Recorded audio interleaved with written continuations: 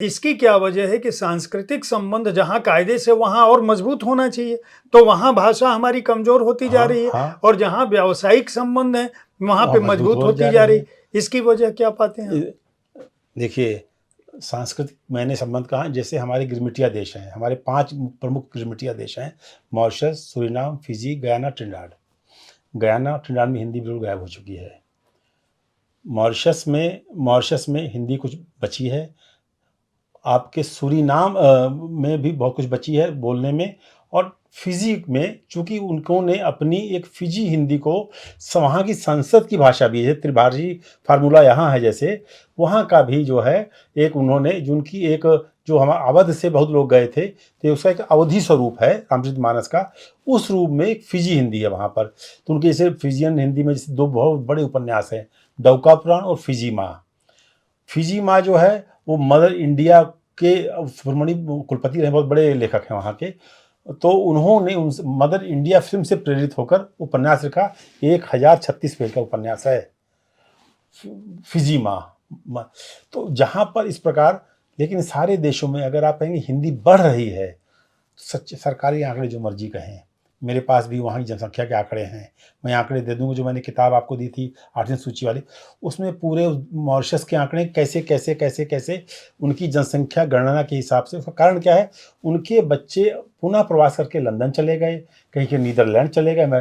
तो जो बूढ़ी एक पीढ़ी थी जो भारत से गई थी या दूसरी पीढ़ी थी, अब वहाँ ना तो अभिमन्यु अनंत हैं मॉरिशस में, उनके बाद कुछ लोग जैसे रामदेव धुरंधर जी हैं, हीरामन जी हैं, ये पीढ़ी है जो हिंदी, जिनकी लिखने में हिंदी अच्छी है।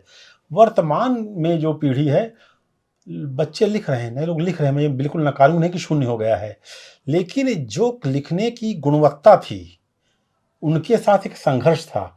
हिंदी उनके लिए संघर्ष की भाषा थी। आज हिंदी लिए उनके एक शौकिया लेखक हैं वो हिंदी के, उनकी ना तो आजीविका हिंदी से है, ना वो हिंदी को जीते हैं।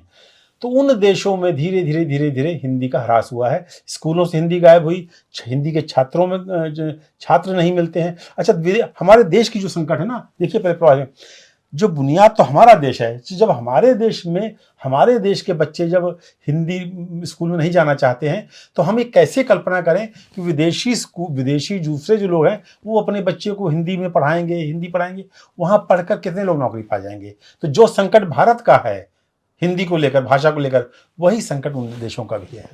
नहीं तो आप क्या मतलब हिंदी का और भारतीय भाषाओं का भविष्य आज के समय में क्या देखते हैं? इस पुस्तक के दूसरे अध्यायों पर बाद में आएंगे, पहले इसी का उत्तर। जी जी जी, भविष्य ये है, हमें देखिए बहुत साफ सुथरी बात है कि हमें अपने रोजगार जैसे मतलब हमें इसमें थोड़ा सा कठोर बनकर, और हमें इसमें अपनी भारतीय भाषाओं को अपनी नौकरियों का माध्यम, अपने कार्यालयों की भाषा का माध्यम, रोजगार का माध्यम, अर्थ का माध्यम, अपनी आजीविका का माध्यम अगर बनेगी भाषा, हमारी भारतीय भाषा कोई भी हो, तो सशक्त होगी। केवल कहानी कविता से भाषा जीवित तो रह सकती है, सशक्त नहीं होगी, वो चलती रहेगी। लेकिन कोई, जिस बच्चे को रोजगार चाहिए, जिस बच्चे को अपना कैरियर बनाना है, वो तो उसी भाषा के साथ जुड़ेगा जो उसको रोजगार देगी।